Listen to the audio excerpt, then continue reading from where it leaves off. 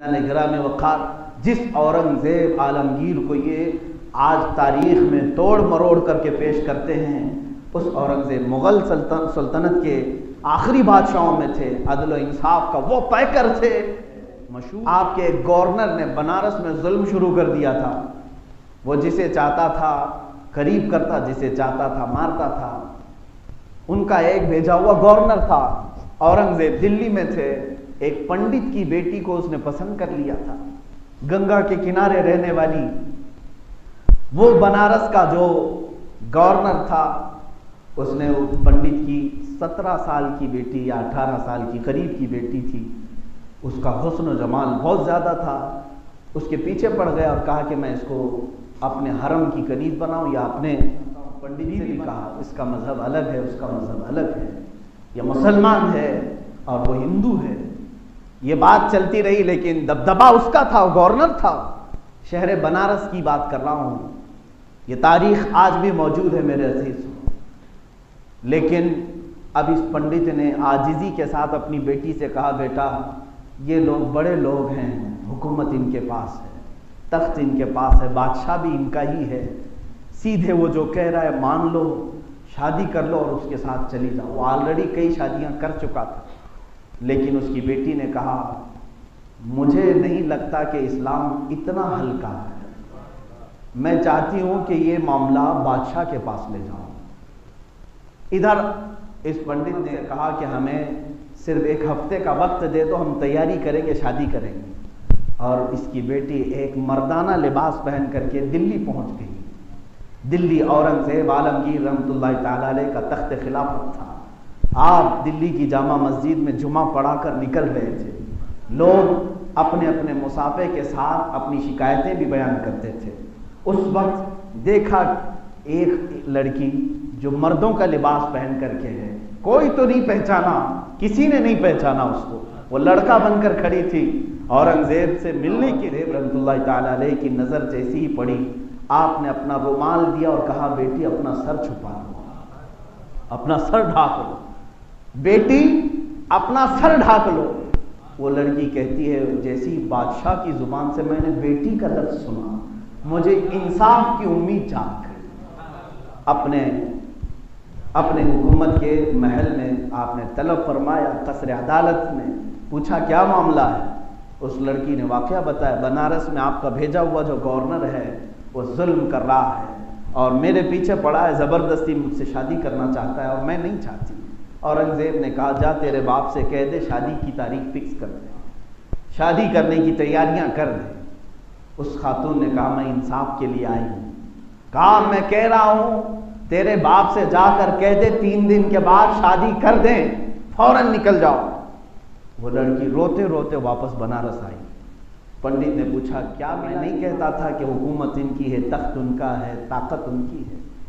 وہ لڑکی کہتی ہے پھر بھی مجھے امید ہے کہ اس نے مجھے بیٹی کہا ہے، بادشاہ نے مجھے بیٹی کہا ہے۔ 3 دن کے بعد شادی تاریخ ہو گئی اور ادھر وہ گورنر اپنے حواری مواریوں کو لے کر ڈولی لینے کے لیے آیا۔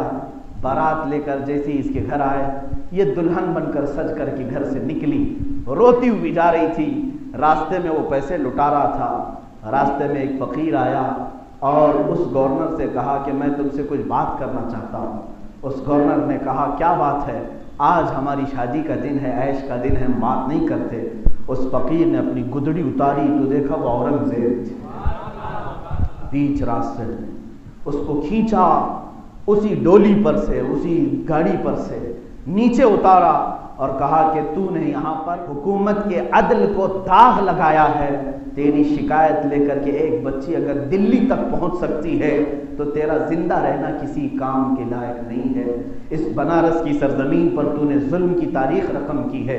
وہیں سے اسے جلاد کے حوالے کیا اور لوگ اسے گرفتار کر کے بادشاہ کے سپاہی لے گئے اور اس دلہن کی ڈولی واپس اپنے گھر آئی۔ اس کی خوشی کی انتہا نہ تھی اور پنڈت بھی دیکھتا رہا۔ اورنگزیب کو اس نے بلایا۔ یہ میں آپ کو بتا رہا ہوں ہندوستان کی تاریخ، انڈیا کی تاریخ، بھارت کی تاریخ۔ اس پنڈت نے اپنے گھر بلایا، اورنگزیب تشریف لائے، عام لباس میں آئے تھے جیسی گھر میں آئے تو کہا کہ مجھے ایک مصلی دے دو، میں 2 رکعت نماز پڑھنا چاہتا ہوں، ایک کپڑا پاک کپڑا دے دو۔ انہوں نے ایک پاک کپڑا دیا، آپ نے اسی کے ایک کمرے میں 2 رکعت نہایت ہی بے تابی کے ساتھ کہا شدت کی پیاس ہے، اگر ایک گلاس پانی پلا دو۔ انہوں نے پانی بھی پلایا۔ اس وقت اورنگزیب رحمۃ اللہ تعالیٰ علیہ نے فرمایا بیٹی کیا تو نے یہ سمجھا تھا کہ میں اپنے گورنر کے ساتھ تجھے شادی کی اجازت دے دوں گا؟ قسم رب ذوالجلال کی، جس وقت تو نے دلی میں مجھ سے شکایت کی تھی قسم کھا لیا تھا جب تک تجھے انصاف نہ ملے پانی کا ایک قطرہ بھی حلق میں نہ ڈالوں گا۔ 3 دن گزر گئے، میں نے پانی نہیں پیا ہے، پہلا گلاس پانی کا تیرے گھر میں آج میں نے پیا ہے۔ یہ تھا اسلام کا عدل و انصاف جس کو ہندوستان کی تاریخ آج بھی یاد رکھتی ہے۔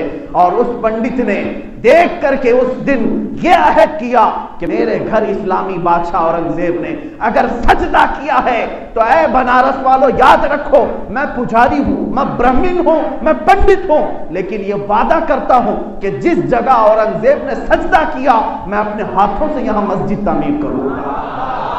اور وہ مسجد تعمیر ہوئی۔ گنگا کے کنارے آج بھی دھرارا نام کی مسجد قائم ہے، اس کی تاریخ جا کر پڑھ کے دیکھ لو، یہ ہندوستان کی تاریخ ہے۔ تم کہتے ہو ہم ظلم کیے ہیں، عزیزان گرامی وقار، ہم نے اپنے سجدوں سے یہاں عدل کو پھیلایا ہے۔ لوگوں کے دلوں نے مسجدیں تعمیر کی ہیں، لوگوں کے دلوں کو جیت کر کے یہ مینارے بلند ہوئے ہیں۔ کسی نے آج تک، میں نہیں مانتا کہ کسی کی گردن پر تلوار رکھ کر کے مسجد بنائی گئی ہو۔ اگر ایسی مسجد کہیں بنی ہے تو اس مسجد میں کہاں کی روحانیت، کہاں کی روحانیت؟ ہم تو مسجدوں میں دلوں کے سکون کے لیے آتے ہیں، دلوں کے قرار کے لیے آتے ہیں، محض کسی کے گھر کو تباہ کر کے۔ آپ کہتے ہو کسی کی جگہ پر قبضہ کر کے مسجد بنانا۔ مسائل شریعہ آج بھی کتابوں میں لکھے ہوئے موجود ہے۔ حنفی فقہ کی کتابیں اٹھاؤ، شافعی فقہ کی کتابیں اٹھاؤ، حنبلی مالکی فقہ کی کتابیں اٹھاؤ، سب فقہ کی کتابوں میں لکھا ہوا ہے اگر کسی کی زمین موجود ہے اور اس کی زمین کا ایک بالشت بھی مسجد میں آ گیا اور آپ نے تعمیر کی تو اس جگہ پر کسی کا سجدہ نہیں ہوگا۔